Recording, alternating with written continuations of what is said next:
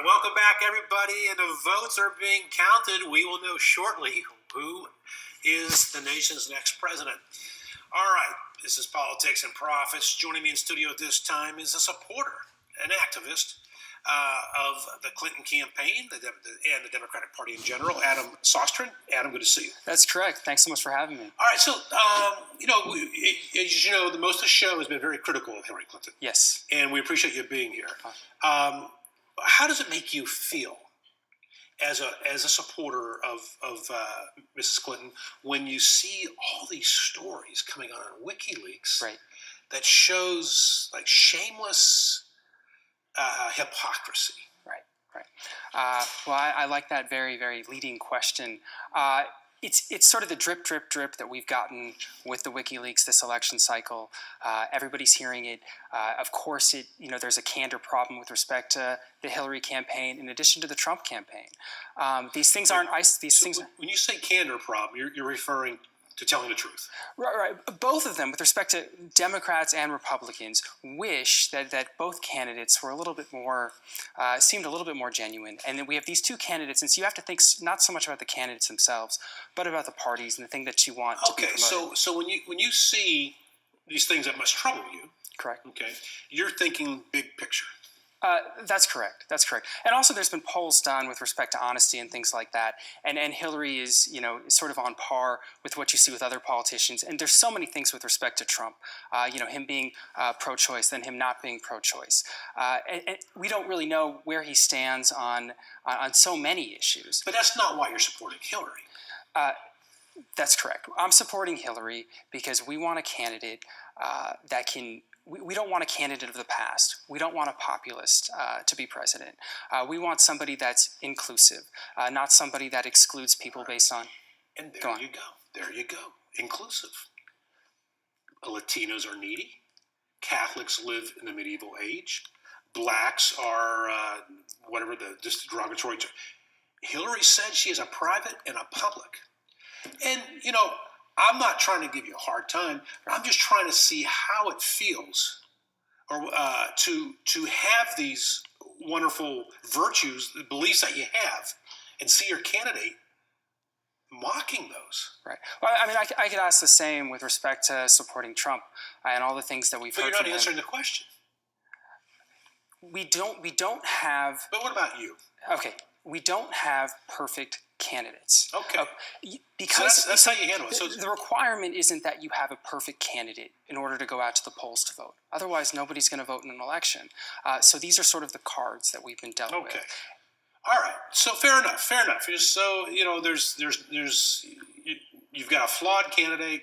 Candidates are all flawed. Would you say she's highly flawed? Listen, and also with respect to these WikiLeaks releases, these dumps, so to speak, and that word's been used recently and was used mistakenly with respect to the Podesta email situation. Again, these things are coming from different players in the campaign. We don't actually not the Russians. We don't actually have these quotes from Hillary. We also don't have quotes with respect to the inner workings of the Trump campaign. What the campaign chairman is saying, we don't have these emails being leaked. And one really unfortunate aspect of this, how secure are we with anything? People can never send a communication without the likelihood that it could be released to the public, and that's a scary thing that could happen no matter what administration gets in. So then you must be concerned about Hillary using the private email server. The private email server, obviously, it was a mistake. She should have come out ahead of it way early on. Even Podesta critiqued her for it, and so did much of the campaign. It's so unfortunate. And I think it's become a much bigger issue than it had to. And here we are. We're the eve of Here we are at the election. Initially, she said that email server was for yoga classes and Hillary and Chelsea's wedding. Right. That's a bold-faced lie. Right. The email. If you just focus on the email, it's almost like focusing on a red herring. right? So the Democrats aren't focusing on, this one email controversy. There's so many negatives with respect to the Trump campaign. I've never heard in my life, as an attorney, I represent defendants. I was a public defender. To hear candidates attack a judge and say, well, he's Mexican, he can't be fair. How comfortable are you as a Republican to vote for that?